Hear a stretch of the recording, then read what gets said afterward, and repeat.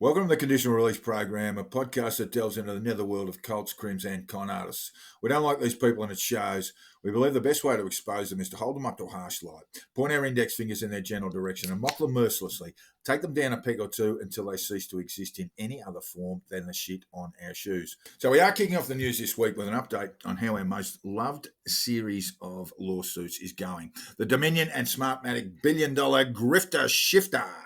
Holy shit, that has been a big week in the Dominion lawsuits game.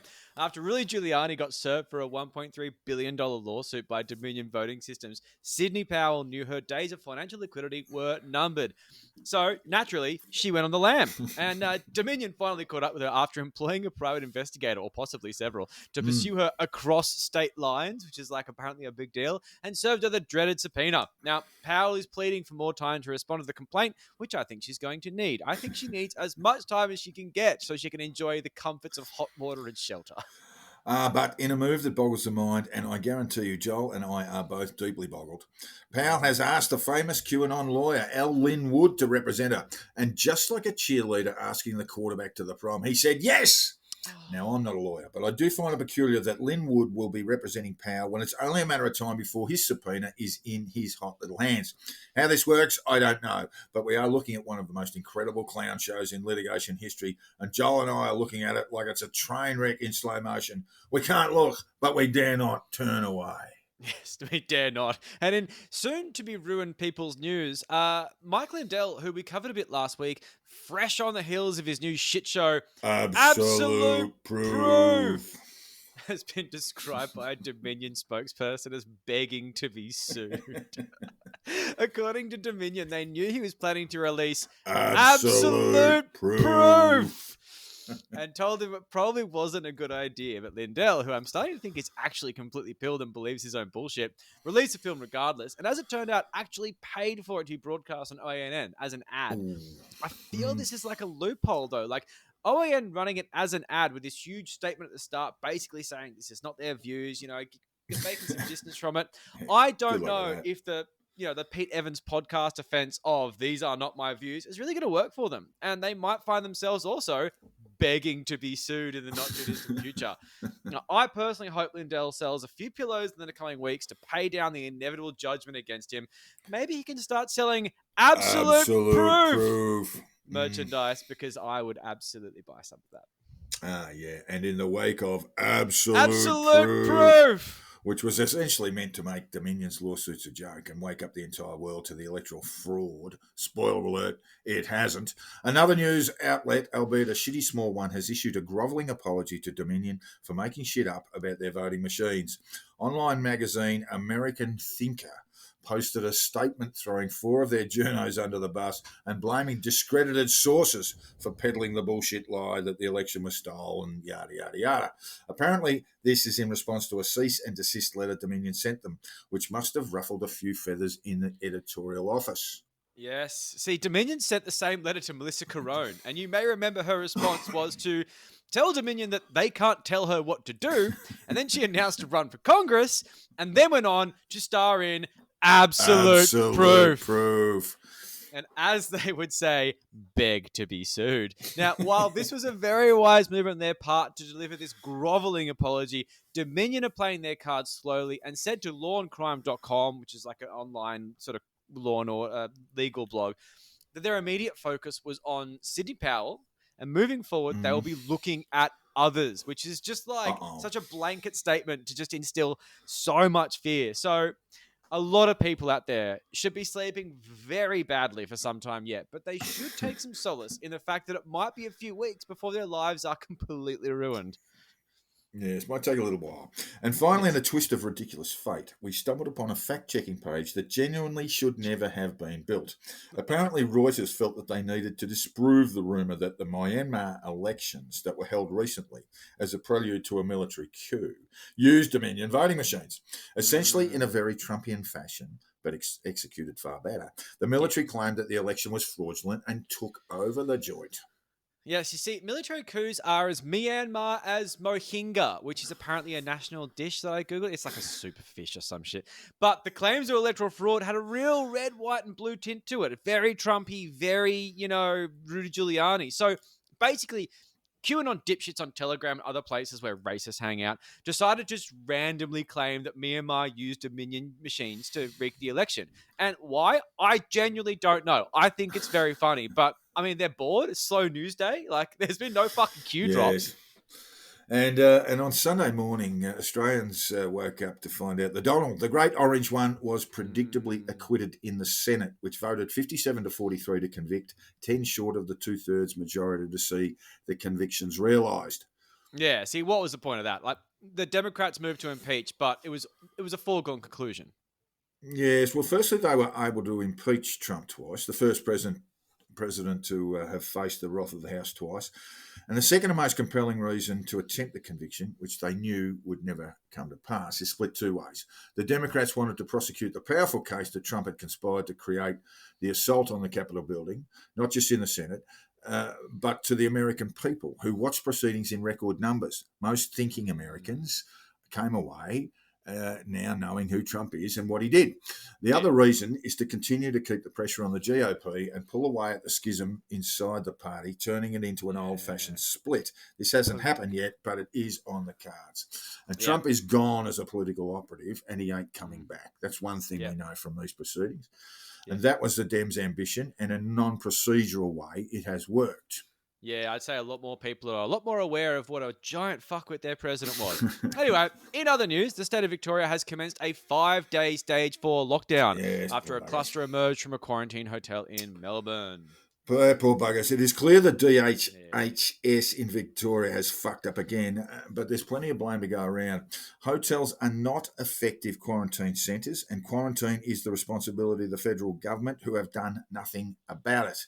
Months ago, the Morrison government should have built dedicated quarantine facilities with airlock doors and properly equipped personnel on the outskirts of our major cities, but they have done precisely zero. So when we go looking for someone to blame, yes, the Andrews government sits high on that list. And by the way, wouldn't it have been better for Andrews to accept some level of responsibility rather than try and spin his way through the current shambles? But the feds, and most notably Peter Dutton as Minister for Home Affairs, whose job it is to oversee quarantine, has failed to create real and effective quarantine facilities, rather than the ad hoc shite we have been going on that has been going on in 4- and 5-star hotels in the cities, where quarantiners can see the outside world through the gap in the door of their hotel rooms. Failures everywhere, Joel, and stupidity often follows failures, and that's where we are with our old mates, the anti-lockdown protesters. Yeah, it looks like the usual clowns have held another protest to remind us that they are not only annoying hordes of locusts that swarm 7 News Facebook posts about coronavirus, some sort of anti-vax sentiment bullshit, but actually real people. Now, while the idea that COVID denial and anti-lockdown sentiment is so completely stupid that it's largely a Russian state-sponsored bot farm running a psyop to destroy public trust in institutions among Western nations, the reality is much more grim because they are real and they walk among us. They walk among us. They are among us, yes. Among us. And I just wish that wasn't true. I would prefer it if they were bots. The most obnoxious of the protests was held in heavily pilled Victoria and Melbourne, of course, where a group of a few hundred friendless fuckheads chanted several banal COVID denial slogans intertwined with fairly shameless appeals to suck up to cops, including the VicPol motto, uphold the right. Uphold the right. Tenez le droit. Yes. Yeah. They can tenez themselves. So this worked because, as it appears from the video and general reports, the cops marched all but alongside these people, despite them flagrantly violating public health orders and generally being fucking pests, which really backs up the idea that it's a dictatorship and they need their freedom. And now, while I don't look down at the cops for giving lunatics a free pass to avoid needless conflict, it does feel like pandering to the wrong people. Now, sure, if you give them their so-called freedom, then they don't have a reason to protest, right? That's logical. Wrong.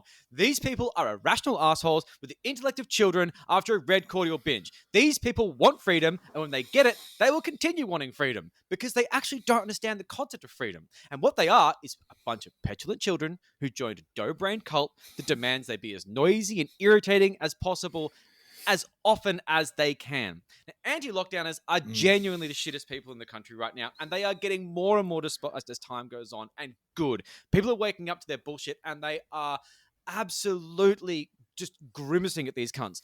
Now, the police giving them a free pass and the obvious lack of counter-protest due to the fact the other side of politics aren't stupid enough to gather in numbers during a fucking outbreak and a lockdown. This has let these cretinous fucks take the spotlight of the day and feel like they had a win. But you know what? You didn't have a win because Australia hates you, the world hates you, and your family and friends are screening your calls. Fucking awesome. And in a wild twist of allegiance, we find ourselves actually feeling deeply sorry for the Q shaman, Joel. Or do we? I'm not sure that I do.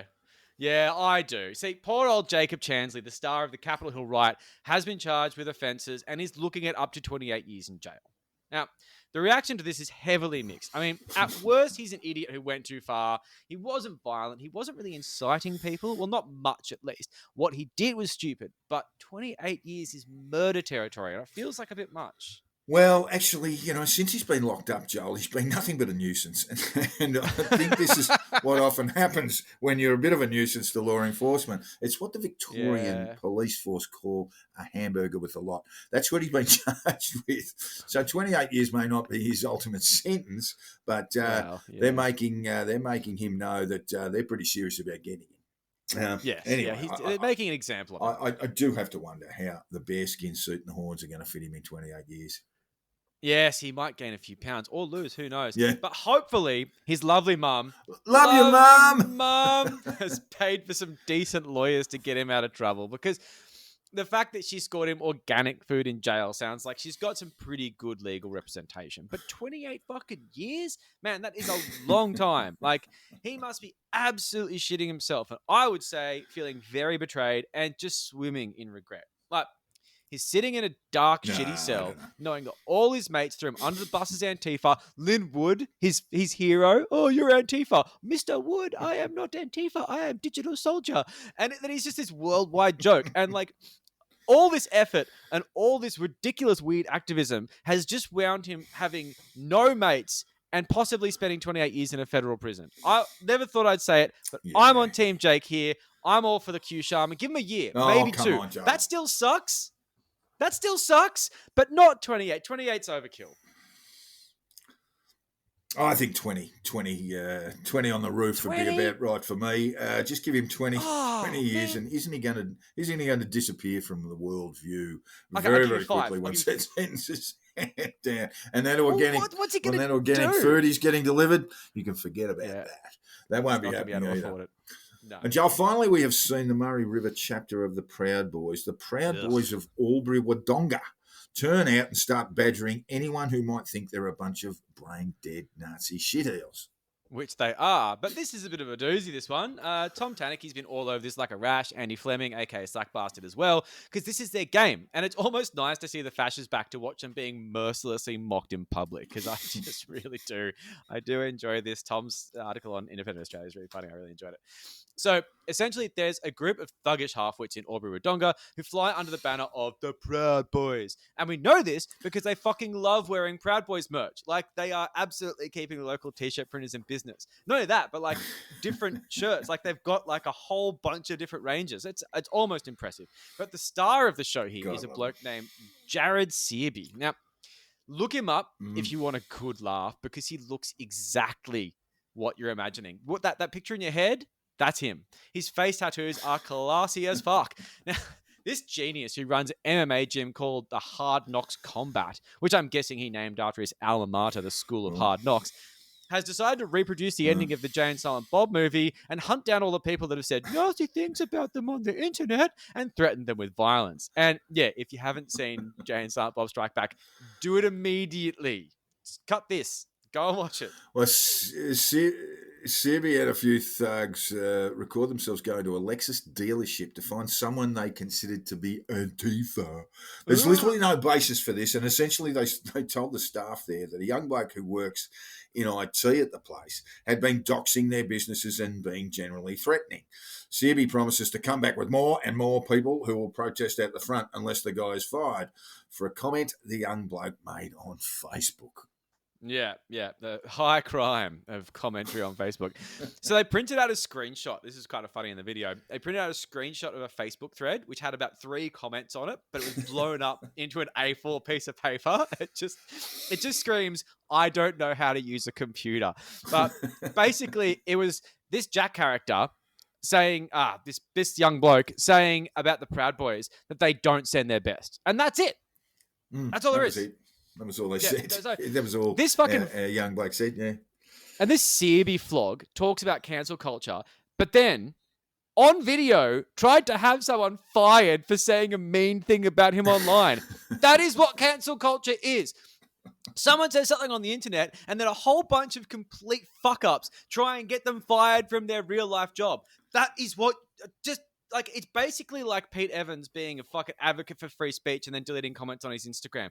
How do these people function like this? Walking fucking hypocrites. Yes, and after this, there was another example of casual threatening behaviour when Searby tracked down another person who'd made a Facebook comment. Another criminal. Yeah, this guy really doesn't take criticism well. No. Everyone who doesn't like him is Antifa, including a 65-year-old Albury bloke who likes to comment on Facebook. Yes, as we do. Now, in this video, which he took, with the help of a friend, he walks to the door crapping on about Antifa in this Steve Irwin style. "Oh, we're going to find Antifa here." Knocked aggressively on the door, calling for him by name at his house. Then leaves some weird Proud Boys pamphlet under the door. Oh. It feels like a bit of like a dog chasing a car who would have no idea what to do if he caught it. Imagine if this guy came to the fucking door. What are you going to do? Deck him? He's 65 years old, you fucking gronk.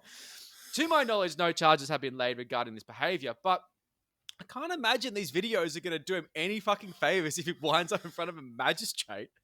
Jesus Christ. Yes, I'd be asking the local wallopers to get deeply involved in that one.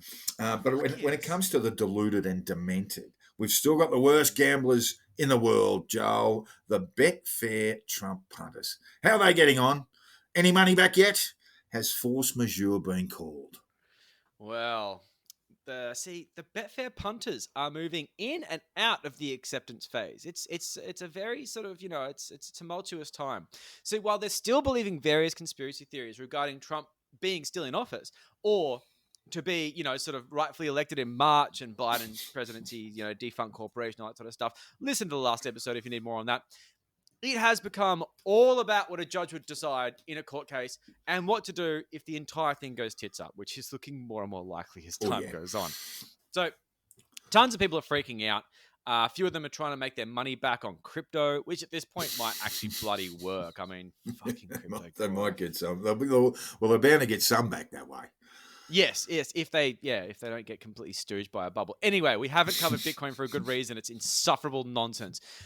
But I'm sorry, Jack, watching this acceptance phase has got me in the heartstrings because I'm really starting to feel sorry for some of these guys, man. Really, Joel? Like really? Well, they're still holding out, but they're still harassing Betfair with inane questions like, "Will you pay out if it turns out that Biden's presidency is invalid due to electoral fraud?"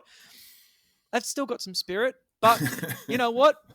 Betfair returns with, they will. They actually will. So if it turns out that electoral fraud, exactly, this is basically like their way of saying, "Shut up, kid." But they said in the email that they would pay out if it turns out that the entire thing is as they say.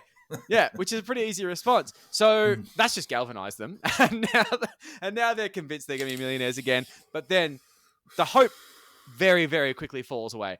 The other thing that I think is really funny about this is that they clearly care more about, they care a lot about their payouts, but what they really want is they want to get their payout and then tell their friends and family, "I told you so." That is so important to them. They'll be waiting a while. Unfortunately, the in and out of this process is a fairly final blow to their efforts because the Betfair punters had a coordinated campaign to basically send letters to the Anti-Gaming Commission, and they finally got their response. It's a fairly long email. It's very formal. It's very, it's very official. I'm going to paraphrase it. They basically said, "Joe Biden is president, you fucking idiots. And if you want to sue us on that basis, go ahead. But good luck finding a lawyer that will take that turd sandwich on because we have no interest in discussing this further. You fucking gronks." Yeah, Now, yeah. of course, they didn't read this correctly either. They might have paraphrased in their heads as well. So they're now forming a strategy to take legal action. And if this goes anywhere near a courtroom, it's going to be very, very funny. But the rest of the chatter, it's just copium.